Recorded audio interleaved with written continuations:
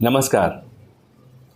देश में एमएसपी की व्यवस्था अगर ठीक ढंग से लागू कर दी जाए तो दिल्ली एनसीआर में प्रदूषण की समस्या पर रोक लग जाएगी।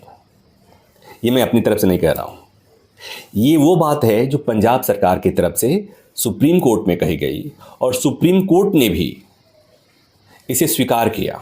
सुप्रीम कोर्ट ने भी इसे माना कहीं ना कहीं सैद्धांतिक तौर पर कि ऐसा हो सकता है।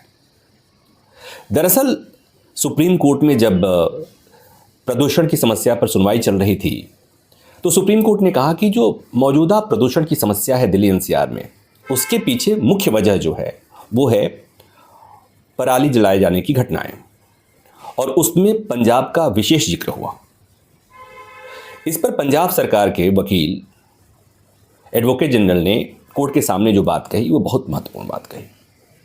उसमें पंजाब सरकार की तरफ से कहा गया कि दरअसल पंजाब के किसान धान की खेती अधिक करते हैं, और वो क्यों करते हैं उसकी वजह यह है कि जो एमएसपी की व्यवस्था है वो धान और गेहूं के लिए ही अच्छी व्यवस्था है, उसी पर एमएसपी मिल पाती है, और इसीलिए पंजाब के किसान धान की खेती प्रचुर मात्रा में करते हैं, एक्सेस प्रोडक्शन होता है। पंजाब सरकार ने एक बात और कही कि दरअसल धान की खेती वहां इतनी हो रही है कि एक तो एक्सेस उत्पादन हो रहा है, लेकिन दुष्प्रभाव ये हो रहा है कि वहां पर भूजल का स्तर है वो लगातार गिर रहा है। तो पहली समस्या ये हो गई कि भूजल का स्तर लगातार गिर रहा है तो कल को वहां सूखे की स्थिति आएगी, और दूसरा कि धान की खेती अधिक होने से पराली अधिक होती, और पराली अधिक होती है तो उसे किसानों को जलाना पड़ता है,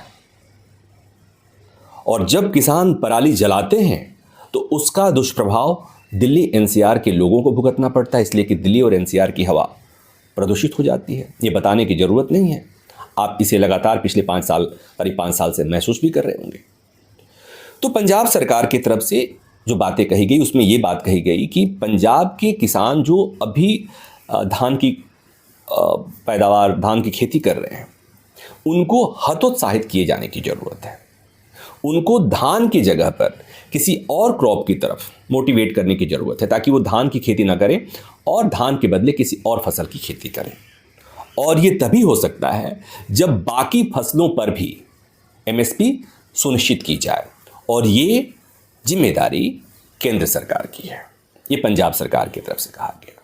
पंजाब सरकार की तरफ से एक बात हालांकि और कही गई थी, वो ये कि अभी जो तत्काल प्रभाव से ऐसा किया जा सकता है कि जो किसान धान की खेती करते हैं और जो उससे पराली निकलती है, तो पराली को जलाने के बदले उसको डीकम्पोज करके उसको हुआ था कि ये भी बात आई थी, अरविंद केजरीवाल ने कहा था कि इसे फर्टिलाइज़र में कन्वर्ट किया जा सकता है। तो उसके लिए जो मशीन की ज़रूरत होगी पराली के शोधन के लिए, तो उसके लिए जिस मशीन की ज़रूरत होगी वो मशीन कॉस्टली है और वो छोटे किसान खरीद नहीं सकते। तो पंजाब सरकार की तरफ से ये सुझाव आया कि ये मशीन के ख़रीद पर जो सब्सिडी दी जानी चाहिए, एक तरह से वो ये हो सकती है बात की 25% राज्य सरकार दे, यानी पंजाब सरकार दे, 25% दिल्ली सरकार दे। और चूंकि दिल्ली और पंजाब दोनों जगह एक ही पार्टी की सरकार है, आम आदमी पार्टी की सरकार है, तो वहाँ पर उन्हें कोई दिक्कत नहीं होगी। इस मामले में कोऑर्डिनेशन भी होगा।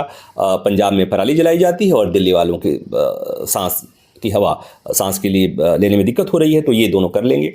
लेकिन जो बाकी का 50% जो फंड बचता है, पंजाब सरकार ने कहा कि अगर ये काम केंद्र सरकार की तरफ से हो जाए, यानी केंद्र सरकार 50% फंड कर दे, तो फिर इस समस्या का समाधान निकल सकता है। तो ये बात हो गई उस तरह के मशीन के लिए। लेकिन जब पंजाब सरकार की तरफ से ये बात कही गई कि अगर बाकी फसलों पर भी एमएसपी सुनिश्चित की जाए तो पंजाब के किसानों को धान की फसल से दूसरे फसल की तरफ मोटिवेट किया जा सकता है, और इस तरह से पराली की समस्या का समाधान निकाला जा सकता है। इस पर सुप्रीम कोर्ट ने संज्ञान लिया। सुप्रीम कोर्ट ने केंद्र सरकार को कहा है कि केंद्र सरकार इस पर विचार करे। और आपको अगर याद हो तो जब दिल्ली के सीमाओं पर किसान आंदोलन चल रहा था कृषि कानूनों को लेकर, और उसके बाद जो कमेटी बनी, उस कमेटी के जिम्मे भी ये काम है कि किस तरह से अलग अलग फसलों को के लिए किसानों को मोटिवेट किया जा सकता है। अल्टरनेट क्रॉप्स की बात उसमें भी आई है।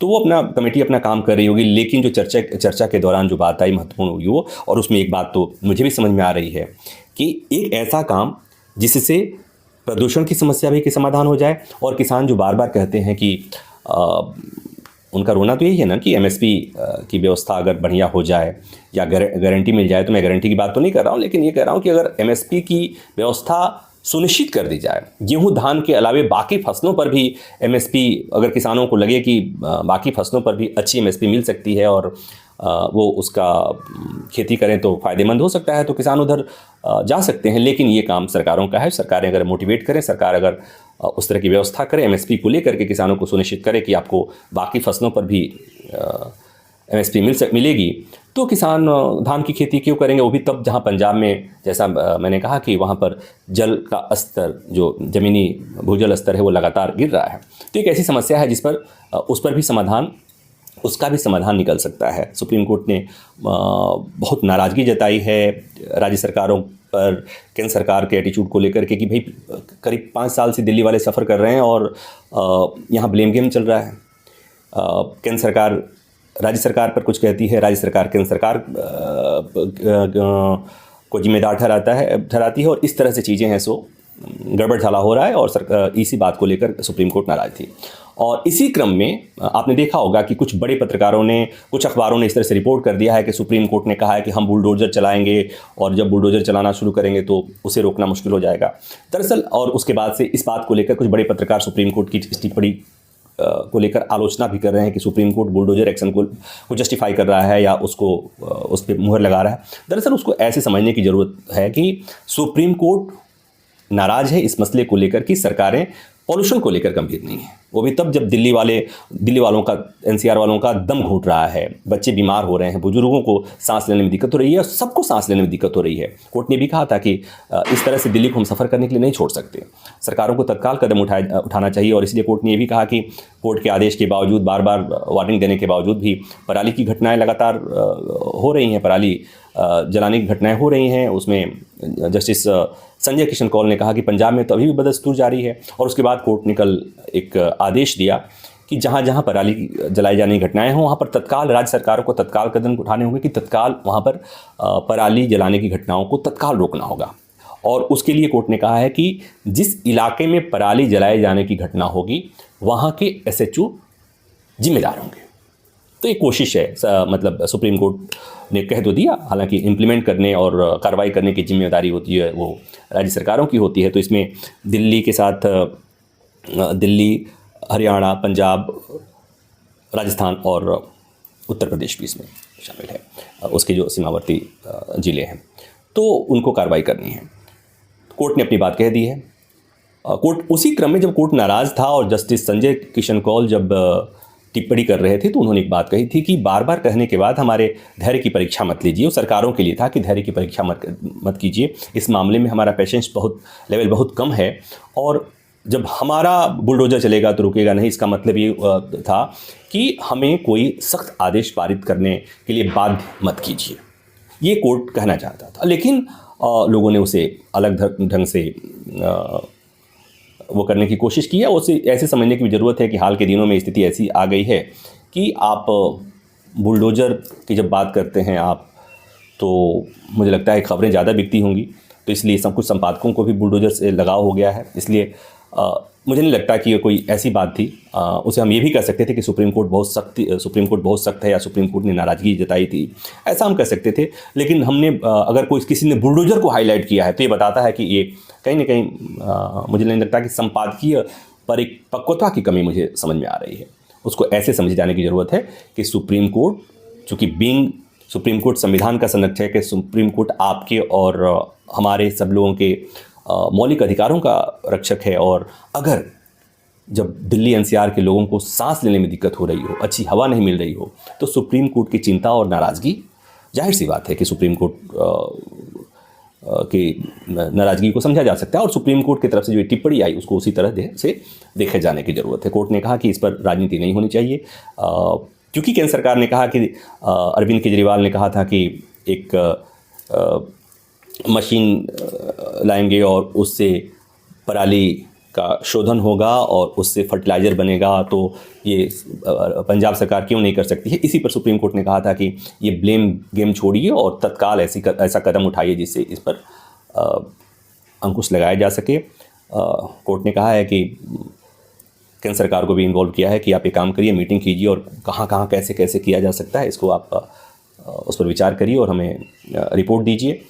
तो इसमें मुझे बस इतनी सी बात कहनी थी कि एमएसपी की व्यवस्था देश में अगर अच्छे ढंग से लागू कर दी जाए, बाकी फसलों पर भी देश में अभी 22 और 23 फसलों पर एमएसपी की व्यवस्था है, लेकिन प्रमुखता से जो एमएसपी मिलती है वो सबको पता है कि गेहूं और धान पर अधिक मिलती है। और ये भी आपको पता होगा कि बहुत कम लोग हैं, करीब मात्र 6% के आसपास किसान हैं जिन्हें एमएसपी की मिल पाती है, बाकी नहीं मिल पाती है। तो अगर ये व्यवस्था सब जगह किसानों को एमएसपी सुनिश्चित हो जाए और सभी फसलों पर एमएसपी सुनिश्चित हो जाए, तो मुझे लगता है कि किसानों की भी समस्या का समाधान हो जाएगा और प्रदूषण की समस्या का भी समाधान हो जाएगा।